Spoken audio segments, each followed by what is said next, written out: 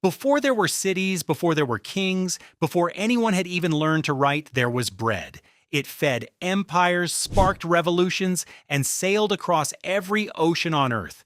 Today, we're naming every major bread on the planet that has ever existed. Make sure to stick around until the end. The flatbreads. First up, pita, from the Middle East, is one of the oldest breads ever recorded. People have been tearing into it for thousands of years. Its magic trick is that hollow pocket. Slide the dough into a blazing hot oven and trapped steam inflates it like a balloon, leaving a perfect pouch just begging to be stuffed. Next, naan, from South Asia, and this one's enriched, kissed with yogurt or milk for a pillowy, tender chew. It's slapped straight onto the scorching wall of a clay tandoor, where it blisters and puffs in seconds. Its roots run deep into Persian and Mughal royal kitchens. Then there's the tortilla from Mexico, and it's older than you'd ever guess. Corn tortillas date back thousands of years to the great Mesoamerican civilizations. The flour version only arrived when the Spanish carried wheat across the Atlantic. Two worlds folded into one. Lavish comes from Armenia, so thin it's almost translucent, baked flat against the walls of a clay oven. It's so deeply woven into the culture that UNESCO protects it as intangible cultural heritage. This is a bread that's officially a national treasure. Roti belongs to the Indian subcontinent, the unleavened whole wheat bread that feeds hundreds of millions of people every single day. Cooked in seconds on a screaming hot griddle, its simplicity perfected, eaten with nearly every meal. Chapati is roti's near-identical twin from the very same region. Depending on where you're standing, the two names blur together, but either way, it's been a household hero for centuries. Paratha is roti's indulgent cousin, folded, layered, and lavished with ghee until it shatters into flaky, buttery sheets. This is the weekend treat, the festival bread, the one worth waking up early for, and focaccia from Italy, especially Liguria, drenched in olive oil, dimpled with fingertips and traced all the way back to Roman times. Many food historians whisper that this golden slab is the true ancestor of pizza. The European loaves. The baguette from France is shockingly modern. That iconic long stick was only standardized in the last couple of centuries, and its birth is still fiercely argued over between Napoleon's marching armies, Viennese bakers in Paris, and even French labor laws. Ciabatta from Italy comes with a plot twist. It was invented in 1982, the 80s. A baker created it on purpose to fight the French baguette for sandwich supremacy. And its name?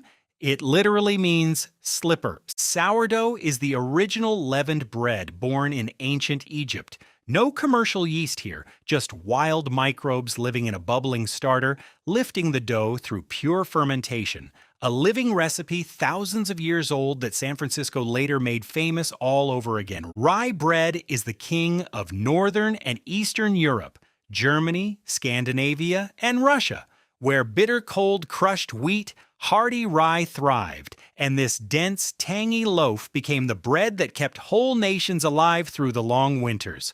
Whole wheat bread has no single home. It's ancient everywhere, made from the entire wheat kernel. It was actually the original loaf, the default, long before anyone learned to strip flour white.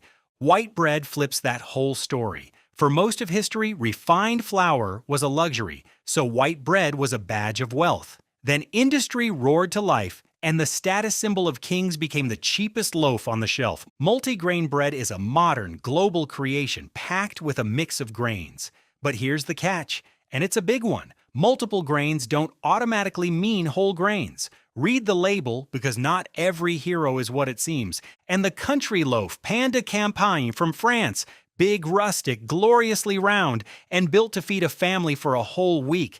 A touch of rye, a whisper of sourdough tang, and a crust you can actually hear crackle. The enriched breads. Brioche from France is so loaded with butter and eggs it barely knows if it's bread or cake.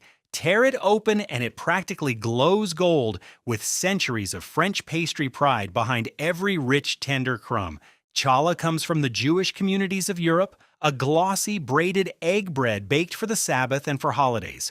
Those beautiful braids aren't just for looks, they carry deep symbolic meaning passed down through generations. Milk bread, or shokupan, comes from Japan, a 20th century marvel perfected with a technique called tangjong, a cooked flour paste that gives the loaf an unbelievably soft, cloud-like crumb that stays fresh for days. Potato bread was born in Europe, think Ireland and Germany, before crossing over to America. Its secret weapon is mashed potato, which locks in moisture and keeps the loaf tender for days. A frugal little trick that quietly became a texture upgrade. And the sweet breads. Conchas from Mexico, those seashell-topped buns born when European baking met the New World. And pão doce from Portugal, the sweet bread that sailed with immigrants and became the ancestor of the famous Hawaiian sweetbread. Breakfast and sandwich breads.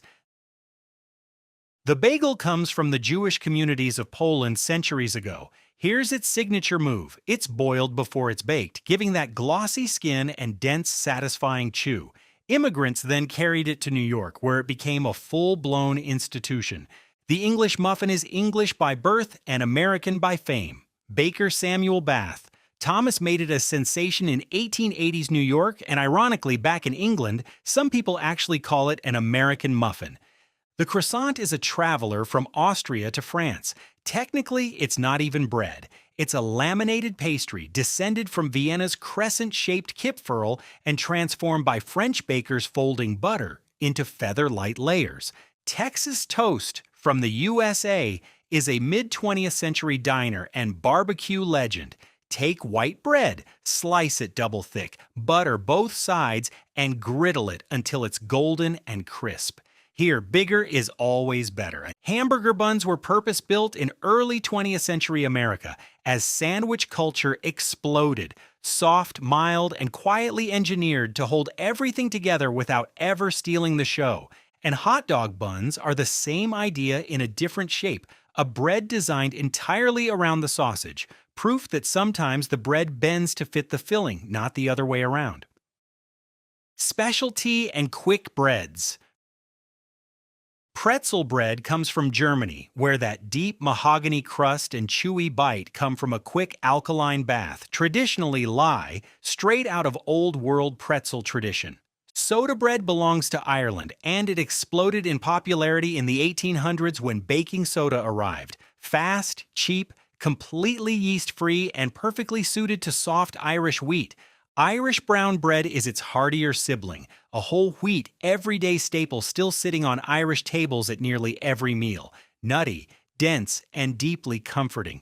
Cornbread has proud Native American origins. Indigenous peoples were baking with corn long before settlers ever arrived. Today, it splits the country in two, sweet and khaki up north, savory and crumbly down south. Banana bread is a true Great Depression invention from 1930s America. New chemical leaveners, plus a waste-nothing mindset turned sad, overripe bananas into a beloved classic that never left. And Ezekiel bread is a modern American loaf inspired by a Bible verse, Ezekiel chapter 4, verse 9, which lists wheat, barley, beans, lentils, millet, and spelt, all sprouted before baking for a bread that's basically a nutritional powerhouse. Holiday breads.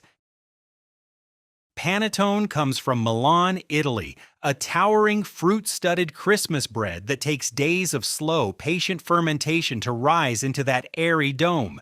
Its legend stretches back centuries in Milanese kitchens. Stollen belongs to Germany, especially Dresden, and it's been documented for over 500 years.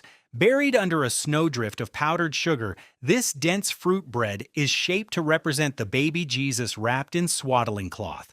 Kulich comes from Russia and Eastern Europe, a tall, proud, iced Easter bread traditionally carried to church to be blessed before the feast begins. And finally, pandoro, from Verona, Italy, panettone's fruit-free rival, a golden 8-pointed star of a loaf, dusted with powdered sugar until it glitters like fresh snowfall. 36 breads, 36 stories, and at the heart of every single one, the very same humble trio: flour, water, and heat, transformed by every culture on earth into something unforgettable. So tell me, which bread wins for you? Drop it in the comments below.